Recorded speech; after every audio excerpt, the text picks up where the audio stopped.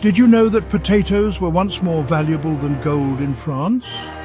It's a story of famine, revolution, and, well, the strange journey of a humble tuber that shaped nations. There was a time in history when the potato, a food so common on today's dining tables, was not just an ordinary staple, but, a mysterious plant that carried with it fear, suspicion, and eventually incredible value.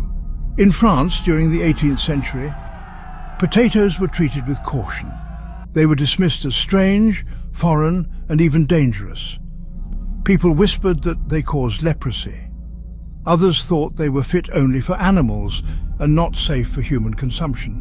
Yet, in a twist of fate, these very same tubers would become so valuable that in certain desperate times they were treasured more than gold itself.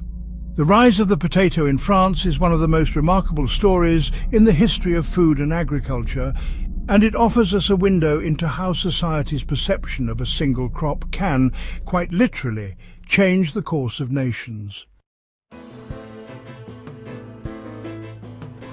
The potato itself did not originate in Europe. It came from the high Andes of South America, where it had been cultivated for thousands of years by the Inca and other indigenous peoples. Spanish explorers brought it to Europe in the 16th century, but it was met with suspicion across the continent. People were deeply connected to bread, grains, and familiar vegetables. Anything foreign and unusual was regarded with distrust. For many decades in France, potatoes were looked at as strange objects from another world. Many farmers refused to plant them, and even if they did, the wider population resisted eating them.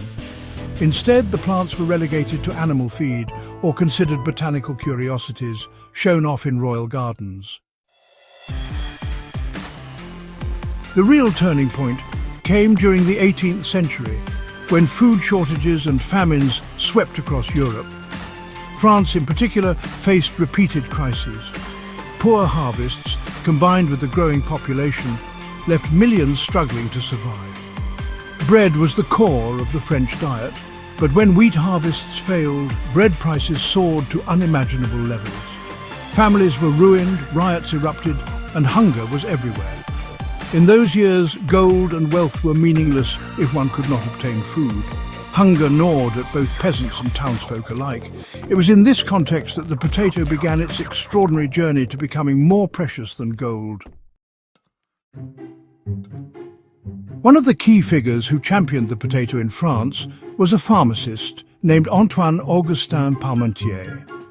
Captured during the 7 Years' War and imprisoned by the Prussians, he survived largely on potatoes in captivity. Contrary to the French belief, they were not poisonous, nor did they cause diseases. Instead, they were nourishing, filling, and life-sustaining. When Parmentier returned to France, he became a tireless advocate for the potato.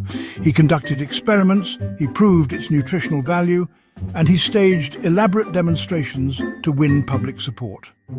One famous story tells how he planted potato fields outside Paris, but had them guarded by soldiers during the day and left unguarded at night so that curious peasants would sneak in to steal the supposedly forbidden crop. If something was guarded, it must be valuable. And in this clever way, Parmentier spread the idea that potatoes were a treasure worth having. At the height of the food crises, potatoes became not just an alternative food, but a savior for entire communities. In certain desperate times, people valued sacks of potatoes more than coins of gold, for what good was gold if bread could not be bought? Potatoes, on the other hand, could fill stomachs, feed families, and stave off hunger. In such dire moments, survival itself was the highest form of wealth. Historians record that in rural France, peasants clung to their potatoes with a sense of reverence, guarding them fiercely because they meant the difference between life and death. As potatoes gained acceptance, they also found their place in the broader cultural and political transformations of France. The years leading up to the French Revolution were marked by hunger and anger at the high price of bread. Many historians argue that if potatoes had been more widely cultivated earlier, they might have softened the blow of famine and even lessened the fury of the crowds in Paris. Though it was too late to prevent revolution, the potato soon became a powerful weapon against famine in the years that followed. Revolutionary leaders, and later Napoleon himself, supported their cultivation. By then, potatoes were no longer strange, they were essential. You know, the symbolic power of the potato in France was, well, truly immense. Parmentier became something of a hero, and his name still lives on in French cuisine, with dishes like hachis Parmentier named in his honor. The once despised tuber, believe it or not, became a source of national pride. Stories circulated of royal banquets where potatoes were served in elaborate forms. Marie Antoinette is even said to have worn potato flowers in her hair as a fashionable accessory, which really demonstrates just how far the perception of this humble food had shifted, from suspicion to luxury to survival necessity, and eventually to national treasure. Now, the idea that potatoes were once more valuable than gold may sound exaggerated, but when you look at it closely, it becomes a truth rooted in human need. In times of plenty, gold might symbolize wealth and status, but in times of famine, the true measure of wealth is food. The potato had the power to save lives, while gold could not be eaten, nor baked into bread, nor boiled into nourishment. The French peasant who had a field of potatoes in the midst of hunger was, in fact, richer than a nobleman with gold locked in a chest but no bread on his table. That is exactly why, in historical memory, potatoes were regarded as life itself. Even beyond France, the story of the potato spread across Europe and the world.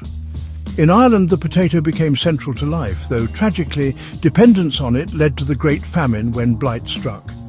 In Russia, the potato was introduced as a strategic crop to prevent famine, and it became known as the second bread. The rise of the potato was in fact a silent revolution. It changed diets, reshaped economies, and in subtle but powerful ways altered the course of societies that adopted it.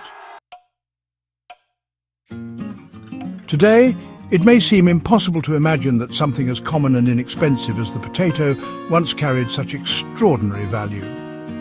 We walk into markets and see them piled cheaply in bags, taken for granted as fries, chips, or mashed sides. But behind every potato lies a story of suspicion, struggle, famine, and salvation. The potato's journey from the high Andes to the royal courts of France, to the fields of starving peasants, and finally to kitchens around the world, is a testament to the strange ways in which food and survival shape human history.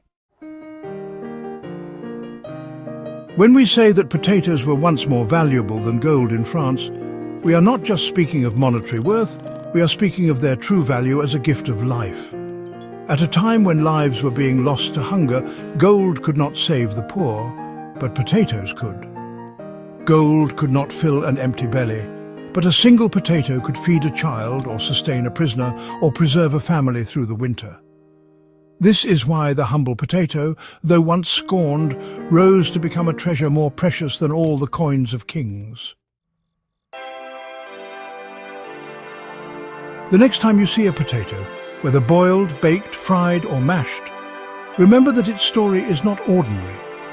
It is a story of survival, of human ingenuity, and of how a simple crop, once misunderstood, became the salvation of an entire nation. France, in the days of famine, learned this truth the hard way, and thanks to visionaries like Parmentier, the humble potato rose above suspicion to claim a place not only in the soil, but also in the destiny of a people.